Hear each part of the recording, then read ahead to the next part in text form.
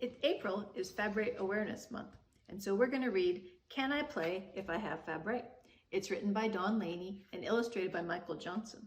It starts out with a dedication for all the brave parents and health care providers in Missouri who were the first in the United States to experience positive newborn screens for Fabry disease. When you were born, your parents took one look at you and fell in love, deeply, totally, and forever in love with you. As part of that love, they knew they would do anything to keep you safe and healthy. They would have moved heavy rocks, traveled hundreds of miles, or fed you yucky medicine if that is what you needed. As part of staying healthy, before leaving the hospital, you had a blood test. The blood test was funny because they took the blood from your tiny little heel.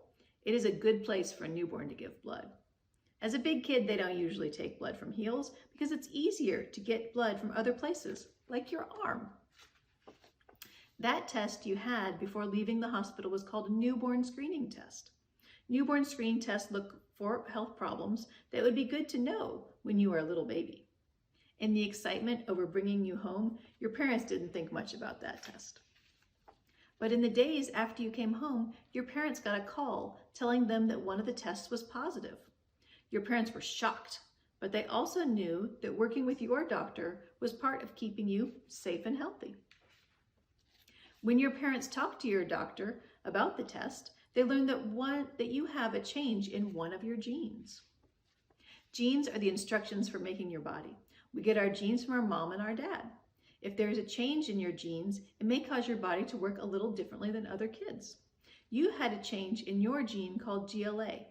Changes in GLA gene can cause Fabry disease.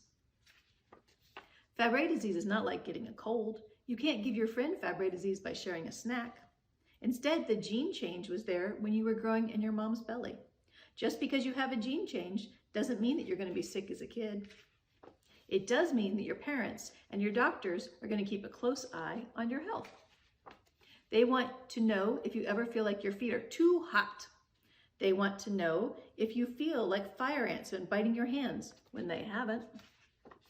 They want to know if it ever feels like you've got tingling toes or sand in your shoes when you don't have sand in your shoes. They want to know if your belly hurts or if your poop is funny. They want to know if you stop sweating or get too tired and hot to keep up with your friends when you play outside. They want to know this because there's a medicine they can give you if you need it. But they also want you to do all the things other kids do. That's your job. So you should play with your friends, go to school, work hard, have fun, and know how much your parents love you. Tell your parents and your doctors if there's anything keeping you from doing any of these things. Your job is also to ask them any questions you have about Fabry disease. You may wonder if your mom, dad, brother, or sister also has Fabry disease. You may wonder what exactly having Fabry disease means.